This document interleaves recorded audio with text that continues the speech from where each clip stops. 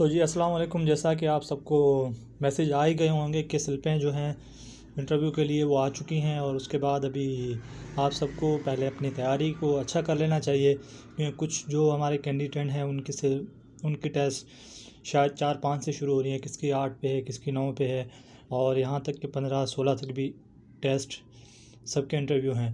तो अभी इंटरव्यू के लिए आप सबसे पहले आपको मैं छोटी सी गाइडलाइन जो मुझे लगा कि आप तक पहुंचाना ज़रूरी है, और आपको पता होना चाहिए कि आपको इंटरव्यू के लिए कैसे पहुंचना है, और आपकी ड्रेसिंग क्या होनी चाहिए, आप कौन सी ड्रेसिंग कर सकते हैं।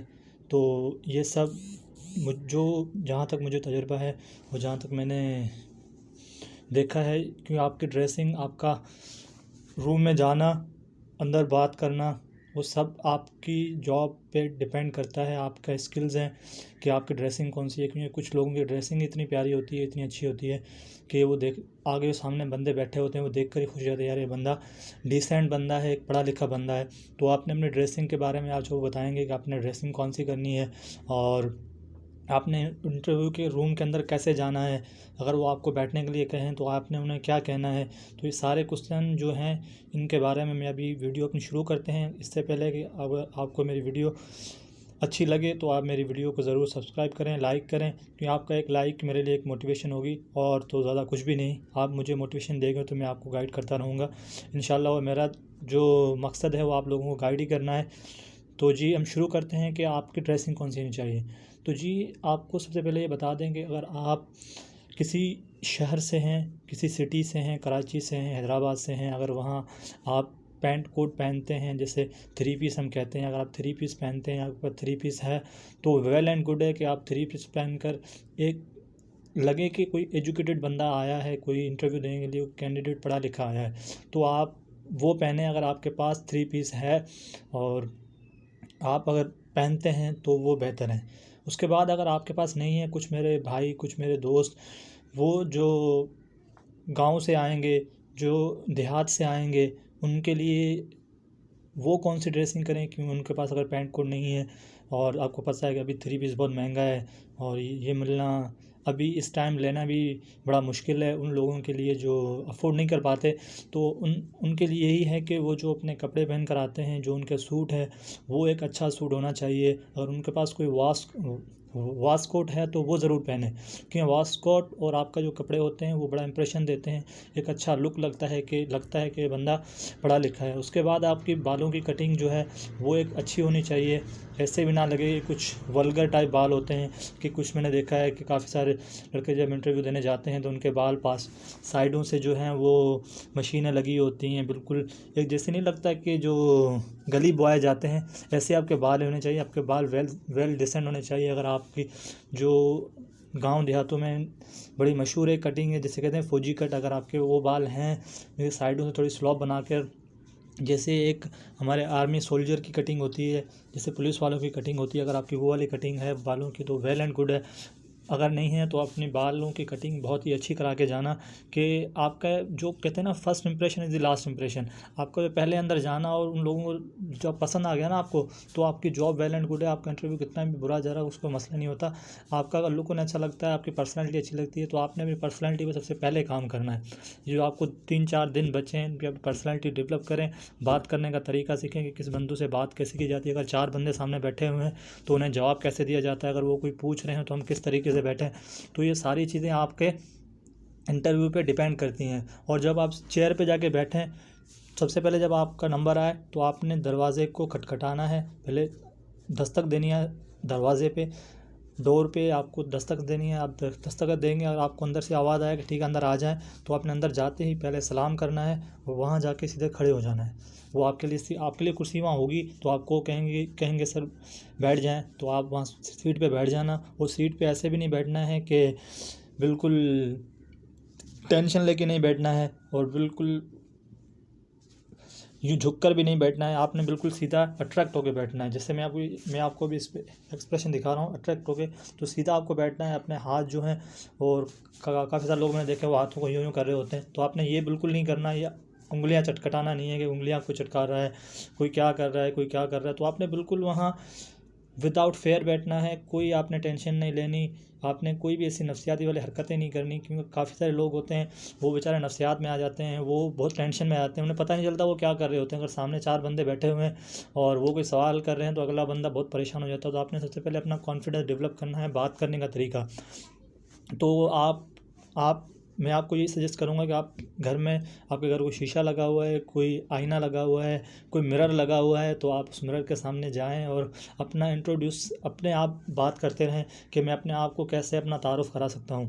तो आप वो तारुफ़ कराते रहें। इस चीज़ की प्रैक्टिस, आप जितनी अपने इंट्रोडक्शन की प्रैक्टिस करेंगे उतना ही आपका अच्छा इंट्रोडक्शन होगा और उतना ही अच्छा आपका इंप्रेशन होगा अगले बंदे पे जो सामने आपका इंटरव्यू ले रहा होगा। तो आपने अपने जो इंटरव्यू का जो फर्स्ट इंप्रेशन है उससे बेहतर करना है। और सलाम करके जब चेयर पे बैठेंगे तो आपसे पहला ही सवाल ये होगा, आप अपने कागजात जो है, डॉक्यूमेंट्स, वो उनके सामने पेश करेंगे टेबल पे। वो कागजात की जो फ़ाइल है वो आपकी वेल होनी चाहिए, वेल एंड गुड फाइल होनी चाहिए। जैसे मैं आपको एक फ़ाइल दिखाता हूँ कि आपने कागजात की फ़ाइल कौन सी लेनी है। ये देखें, ये एक फ़ाइल है, ये इस कलर में, आप इस कलर की फ़ाइल ले लें, कोई भी ऐसी फ़ाइल ले लें जो एक फ़ाइल अच्छी हो, जिसमें डॉक्यूमेंट्स ऐसे लगते हैं। ये डॉक्यूमेंट्स लगाने का तरीका है, ये ऐसे आप देख सकते हैं मेरा डॉक्यूमेंट्स। आपका एक एक डॉक्यूमेंट्स अलग होना चाहिए कि वो जो देखने वाला है वो आपका एक एक डॉक्यूमेंट सही से चेक करे और उसे पता चले कि आप कोई चीज़ दिखा रहे हैं। ये देखें, आप देख सकते हैं मेरे डॉक्यूमेंट्स, एक एक पेज है, एक एक डॉक्यूमेंट्स में अलग शॉपर उसमें पैक किया हुआ है और अलग एक फ़ाइल है। बहुत सारे लोग जो हमारे हैं, गांव देहात के जो बच्चे आते हैं, गांव देहात के जो कैंडिडेट आते हैं, उनके पास फ़ाइलें अच्छी नहीं होती और जो अगले वाले जो बंदे बैठे होते हैं उन्हें लगता है कि जो बंदा अपने कागजात की फ़ाइल अच्छी सी नहीं ख़रीद सकता वो हमारे रिकॉर्ड में आगे क्या काम करेगा। देखें, कुछ लोग ऐसी भी फ़ाइलें लाते हैं। अब ये फ़ाइल अगर आप ले आएंगे तो वो ऐसे खोलेंगे, एक एक डॉक्यूमेंट्स करके निकालेंगे तो उन्हें बहुत तकलीफ़ होगी और उन्हें देखने में बड़ी मुश्किलात होगी। और जब उन्हें देखने में मुश्किलात होगी तो वो आपको सेलेक्ट नहीं करेंगे। आपने उनके काम सारे ईजी करने हैं। अगला जो बैठा होता है उनके लिए आपने सारे काम इजी करके जाना है कि उनको इतनी मेहनत करनी ना पड़े, आप वो काम पहले ही करके जाएं। तो आपने जो मैंने फ़ाइल दिखाई है, इस फ़ाइल को ज़रूर लेना है। मैं इस फ़ाइल की पिक्चर भी आपको लगा के दे दूँगा कि कौन सी फ़ाइल है और कितने की मिलती है। ज़्यादा महंगी नहीं है ये फ़ाइल, ये आपको 200 तक की मिल जाएगी, 200-250 की फ़ाइल मिल जाएगी। उसमें आपके कागजात जितने भी है, डॉक्यूमेंट्स, ओरिजिनल डॉक्यूमेंट्स आपने सही से इसके अंदर रखने हैं और नंबर वाइज रखने हैं कि पहले आपने अपने मैट्रिक का सर्टिफिकेट रखने हैं, फिर मैट्रिक की मार्कशीट रखनी है, फिर मैट्रिक का, इंटर का अगर आपने इंटर किया हुआ तो इंटर की मार्कशीट रखनी है, उसके बाद इंटर का सर्टिफिकेट रखना है। ऐसे तरतीब से आपने चीज़ें रखनी है। फिर अपना डोमिसाइल रखना है और अगर आपके पास और भी स्किल वाले डॉक्यूमेंट्स हैं तो आपने वो स्किल वाले सारे डॉक्यूमेंट्स लगाने हैं। जैसे आपका इंटरव्यू के लिए आपके पास कोई CIT कोर्स है, DIT है, आपने वही चीज़ें शो करनी है जिस चीज़ों में आपकी महारत है, जिस चीज़ में आप अच्छे हैं। ऐसे नहीं कि आप CIT का सर्टिफिकेट तो वहाँ दिखा रहे हैं और आपको CIT के बारे में कुछ पता ही नहीं है, या आपको कंप्यूटर के बारे में कुछ पता ही नहीं और आपके वहाँ आपसे कंप्यूटर के लिए सवाल किए जाएँ और आपको पता ही ना चले, तो वो कहेंगे ये बंदा झूठी डिग्री लेकर आया है, इसे कुछ पता नहीं है, इसने कुछ पढ़ा नहीं है, बस ये डिग्री ख़रीद कर लाया है। तो आपने वो नहीं करना है। आपने अगर CIT का सर्टिफिकेट, DIT का सर्टिफिकेट, MS ऑफिस का सर्टिफिकेट, कुछ भी आपके पास कोई आपका स्किल है, अब आप शो करा रहे हैं तो आपको उनके बारे में नॉलेज होनी चाहिए। आपको उनके बारे में पता होना चाहिए कि जो चीज़ मैं बता रहा हूँ इस चीज़ में मुझे कितनी महारत है। क्योंकि आप जब कहेंगे तो आपसे वो सवाल ज़रूर करेंगे। आप कहेंगे मैंने CIT किया हुआ है तो आपको CIT के हिसाब से सवाल ज़रूर किए जाएंगे। अगर आप कहेंगे कि मैंने MS ऑफिस किया हुआ है तो आपको MS ऑफिस के हिसाब से सवाल किए जाएंगे। अगर आप अपनी कोई इंटर की इंटर आपने किसी कंप्यूटर में किया हुआ है, इंटर की आप मार्कशीट दिखा रहे हैं तो आपने इंटर जो आपके सब्जेक्ट हैं उसके बारे में थोड़ी बहुत आपको नॉलेज होनी चाहिए। अगर कोई सवाल आपसे पूछा भी जाए तो आप उससे कवर कर सकें। तो मेरा आपको ये सजेशन होगा कि जो चीज़ें आप, जिस चीज़ में आप अच्छे हैं, आपने वही चीज़ उन्हें शो करनी है वहाँ पर। और ऐसे नहीं है कि आपने इररिलेवेंट चीज़ें वहाँ शो कर देनी है, फिर जब वो क्वेश्चन करें तो आपको पता ही ना चले और वो आपको लाजमी है आपके जो इंटरव्यू पे उन पे बड़ा असरअंदाज होंगी वो चीज़ें, जब आप किसी चीज़ का कोई जवाब नहीं दे पाएंगे।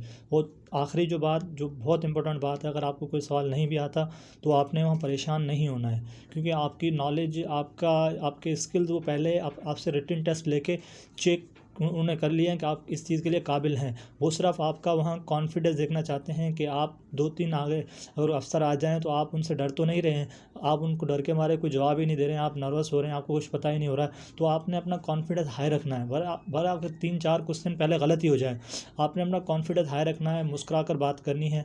जो भी क्वेश्चन करें उन्हें आपने बिल्कुल एक स्माइल के साथ जवाब देना है, बिल्कुल टेंशन में जवाब नहीं देना है। और इसके बाद अगर आपको ये मेरा वीडियो अच्छा लगे तो ज़रूर सब्सक्राइब करें, और कमेंट में मुझे आप कोई भी आपका सवाल है, किसी चीज़ के बारे में कोई भी सवाल है, आप कमेंट में ज़रूर पूछ सकते हैं।